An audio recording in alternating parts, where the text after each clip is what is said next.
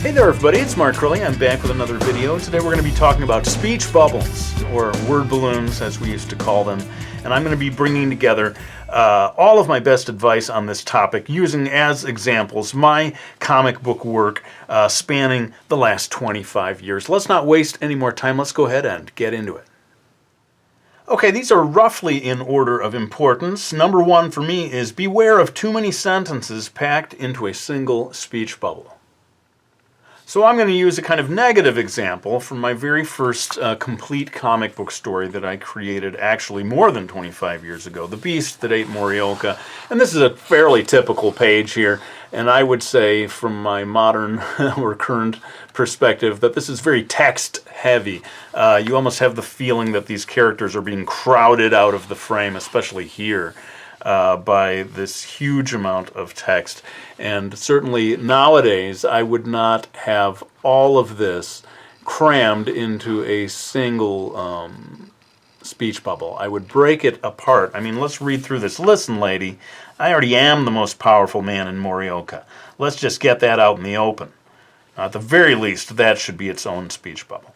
I'm going to be calling the shots around here from now on. And if you don't like it, you can just move to Aomori, which is another competing city with Morioka, I suppose it would be. But yeah, this would probably be 3 or 4 different speech bubbles, the way I do things now. And we're going to talk more about that, the reason that I do that, in the very next piece of advice. Number 2, putting the words into separate speech bubbles suggests a brief pause. Okay, I found a pretty good example, I think, from Miki Falls, the series where I really started to get obsessed with conveying pauses in dialogue, and it really is, I think, a matter of acting. Now, Miki has smashed this guy on the head with a rock, and she says, did I... Deliverers can't be killed, Miki. We're lucky you were even able to knock him out, okay? So you can see me trying to convey pauses by splitting this into 3 separate word balloons. And to me, it's, like I said, acting, you know.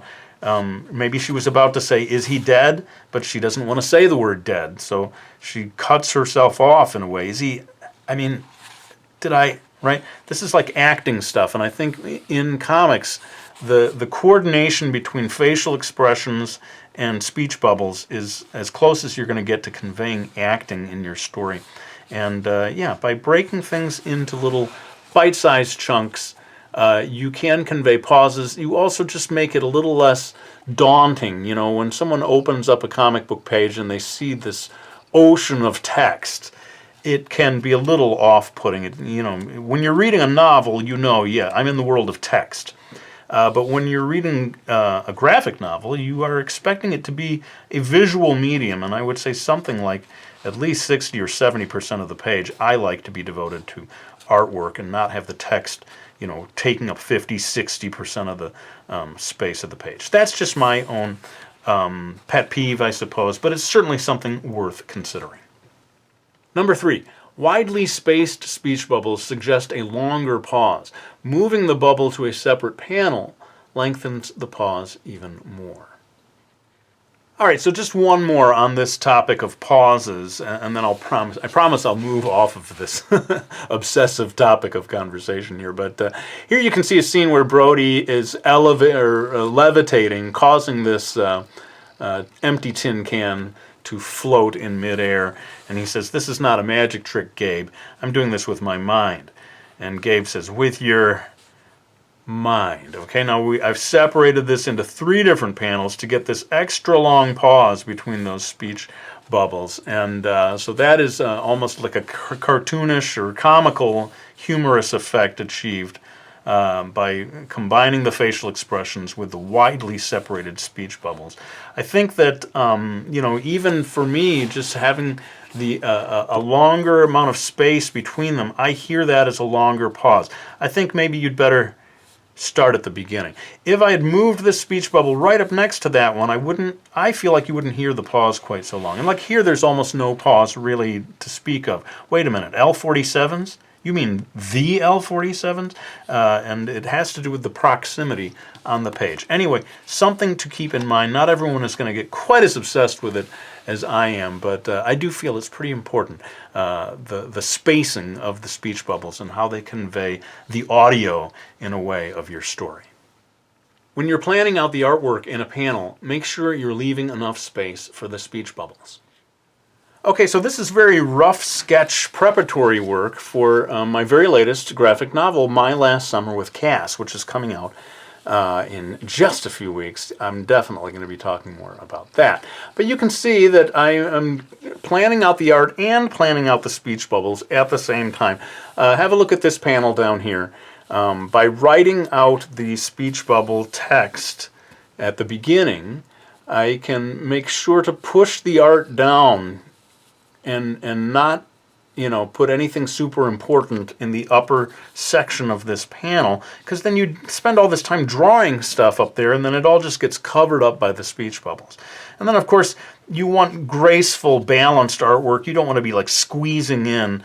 Like if I draw her head up here and I draw this doorway up here, you may be like really trying to pack the text in there. You want there to be some breathing room. So all of this, I say at the very beginning, get in there and start planning this stuff out.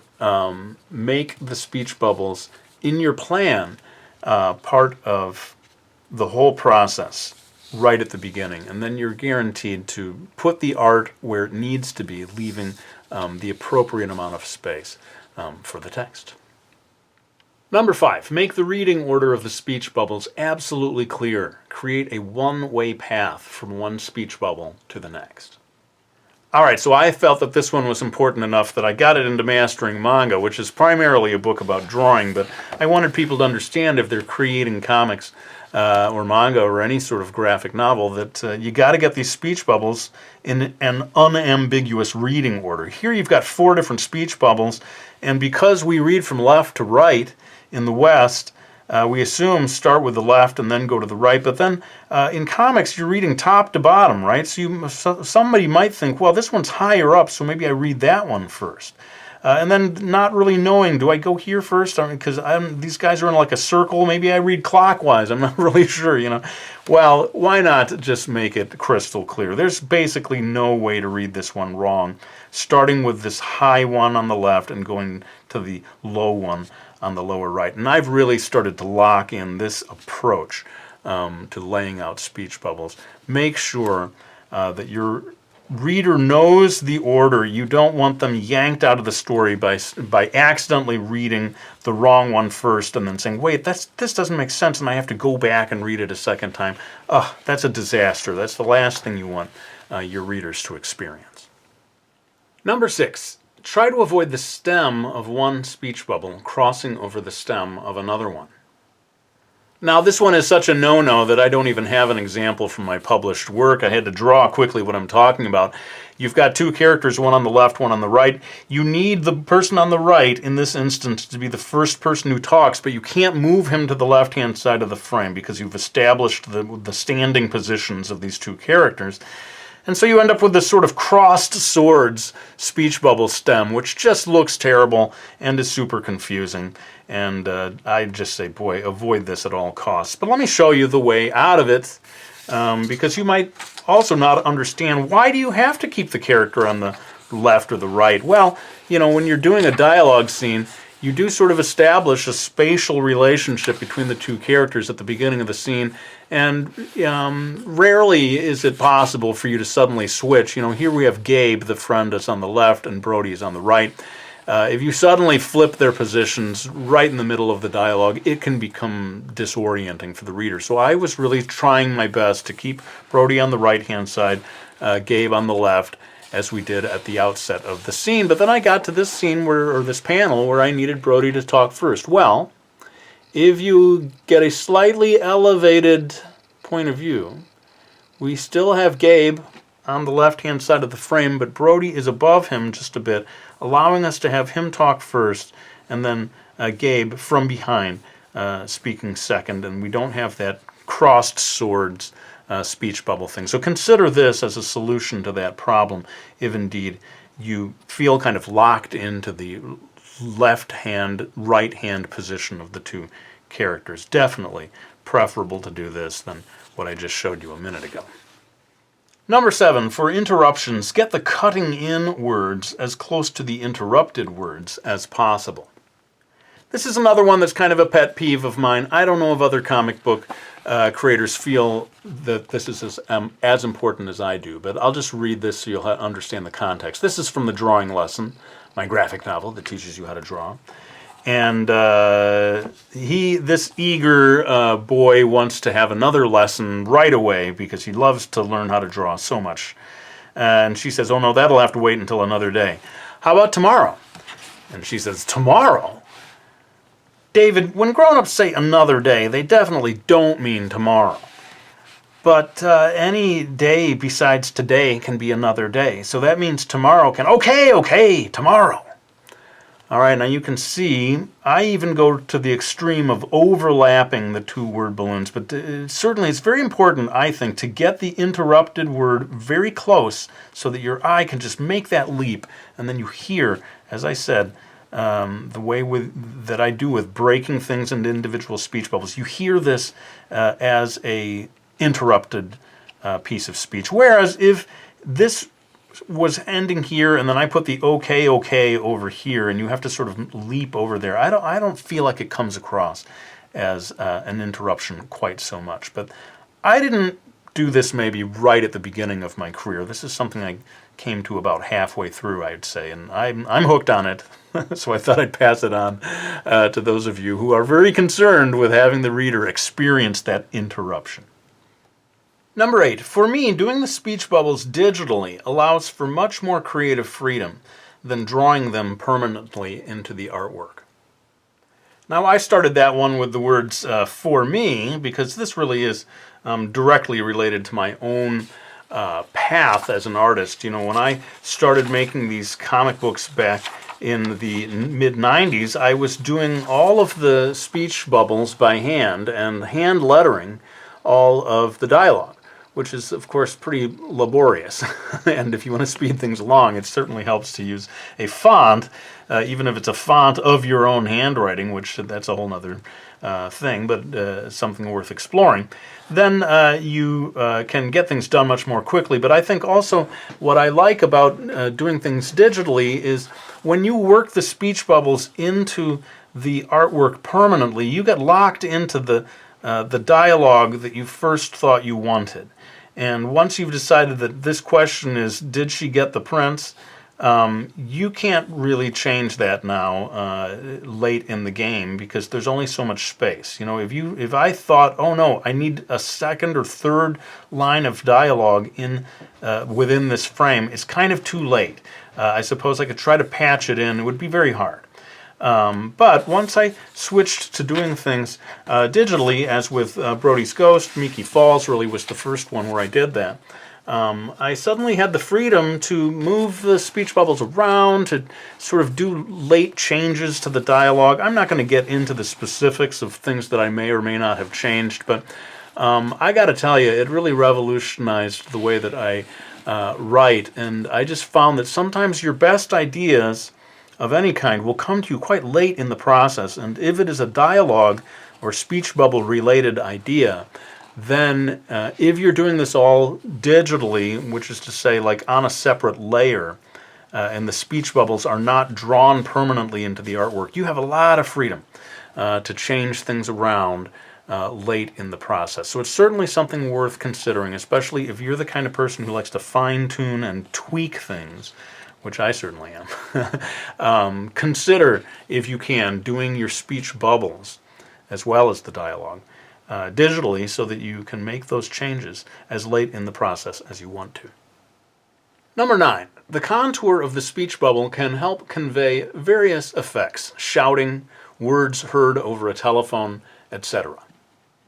Now, this is something I've been doing really since the very beginning of my comics career, but I'll use another example from Brody's Ghost, where I needed to convey the sense of this character really shouting quite loudly.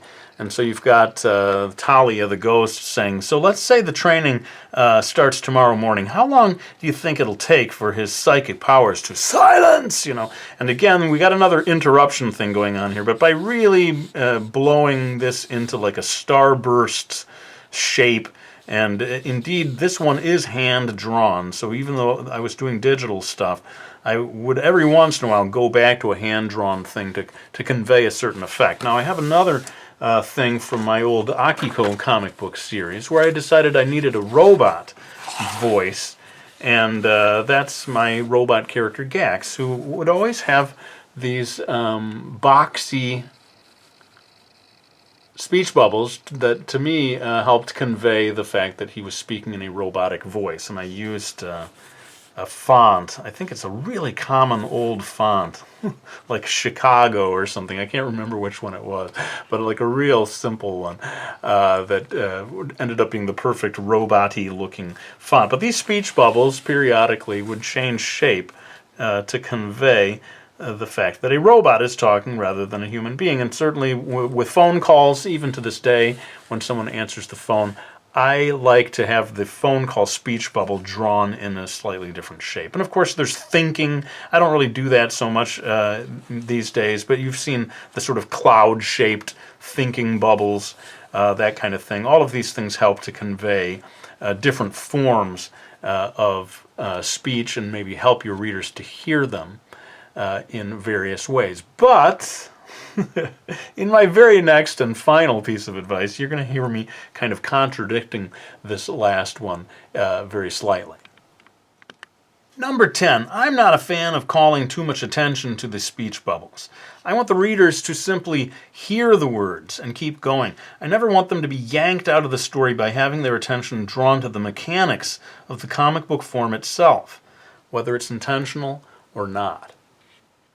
So yeah, this is just a sort of a cautionary thing in terms of speech bubbles. I will do these sort of phone call effects or the shouting effects, but I don't like people to have their eyes drawn to the speech bubbles and what they're doing. Here's an example of something where I had part of the speech bubble go behind the neck of Gax the robot. I would never do that now. It's kind of a minor infraction, but if you think about it, the speech bubbles are on a different plane of existence. They are floating above the world of your comic. And you see the artwork, and above the artwork you always see the speech bubbles. And that psychologically is something that you're conveying all the time. When you start having speech bubbles go behind pieces of artwork, it becomes at odds with the system that you've established for the majority of your story. So again, this is a rather minor thing, but like if you're having speech bubble stems that wind their way across the panel in a really show-offy way or a distracting way, I think that's something to really be cautious about. Like I say, I want to keep my readers in the story.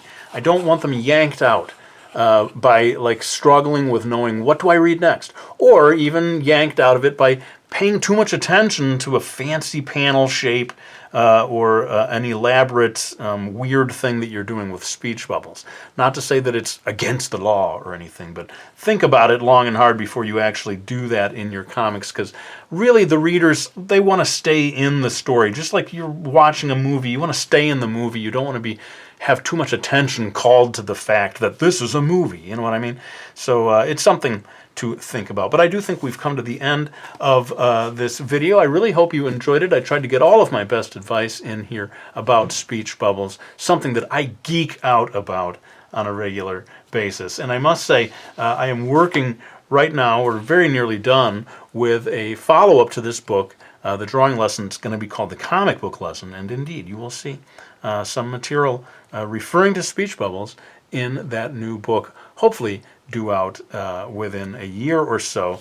My Last Summer with Cass is actually the very next one that's coming out in just a few weeks. More on that in upcoming videos. But let's go ahead and wind this one down. I want to thank you all for watching this video. I really hope you enjoyed it. And I'll be back with another one real soon.